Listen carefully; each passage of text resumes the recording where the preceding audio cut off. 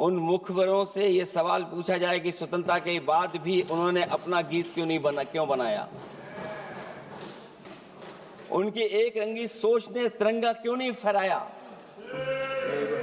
वंदे मातरम सियासत के झूठे राष्ट्रवादियों के लिए नहीं है। गलत लोगों की गलत मंशा पूरा देश समझता है और केवल यही नहीं ओन करते हैं। कभी कभी भारत माता का जो चित्र है, जो पेंटिंग कभी बंगाल के महान लोगों ने बनाई थी,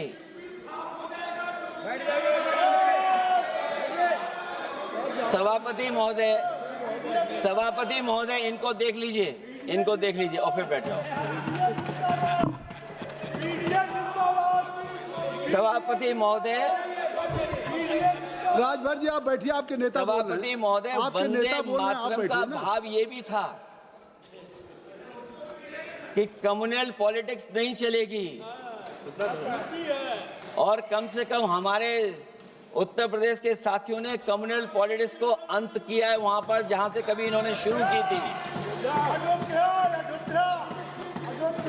और सभापति महोदय, वंदे मातरम एक भाव के रूप में हमारे अंदर बसा है। चाहे उसके शब्द ना याद हो, चाहे अर्थ ना मालूम हो, चाहे पूरा याद ना हो, उस सच्चे भारतीय के अंदर देश प्रेम की भावना जगाने के लिए इसके दो शब्द ही काफी हैं। जो सच में देश की एकता और अखंडता चाहते हैं, जो भाईचारे को बुनियाद मानते हैं, उनके लिए दो शब्द भी पर्याप्त हैं जो इस वंदे मातरम से हमें मिलते हैं।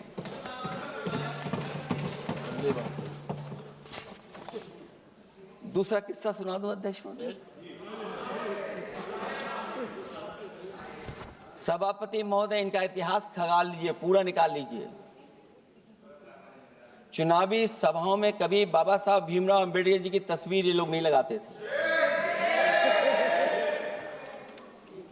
ये बात अगर सही हो तो बता दो। और ये तस्वीर कब लगाना शुरू किए? इनका एक सहयोगी साथी संगठन, जिस समय समाजवादी पार्टी और बहुजन समाज पार्टी ने मिलकर के इन्हें उत्तर प्रदेश में हरा दिया था, उसी दिन के बाद से बाबा साहब भीमराव अंबेडकर की प्रतिमा और तस्वीर लगाने लगे।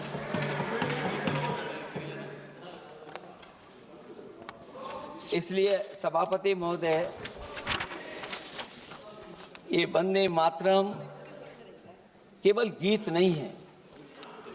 गीत के साथ साथ आज हमें ऊर्जा भी देता है।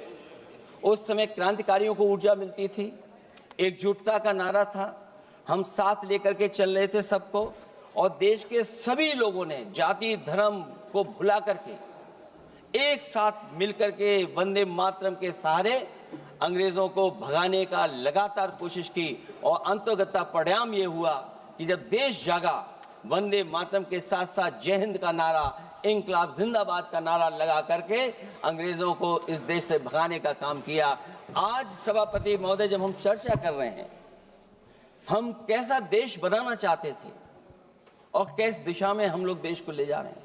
सभापति महोदय, मुझे अच्छा लगा कि प्रधानमंत्री जी ने वो बात याद दिलाई कि अंग्रेजों के जमाने में अगर बच्चे भी वंदे मातरम गा देते थे तो उन्हें देशद्रोही के कानून से जेल भेज दिया जाता था।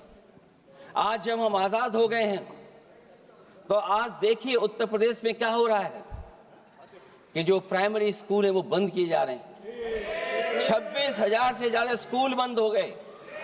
और जब बच्चों को पढ़ाने के लिए हम लोगों ने जिम्मेदारी उठाई, पीढ़ी के समाज के लोगों ने जागरूक होकर के पढ़ाने की कोशिश की, तो कभी अंग्रेजों ने मुकदमा लगाया था बच्चों पर देशद्रोह का। आजादी के बाद भारतीय जनता पार्टी की सरकार ने वहां पर मुकदमे उन पे लगाए जो पढ़ने गए और जो पढ़ाने गए।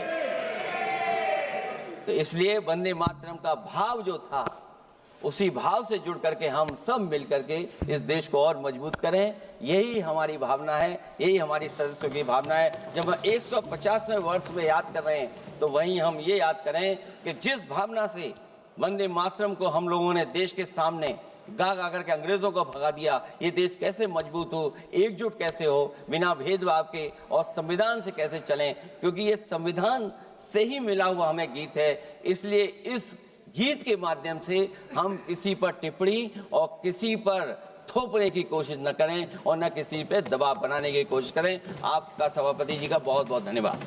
Download our News Nation app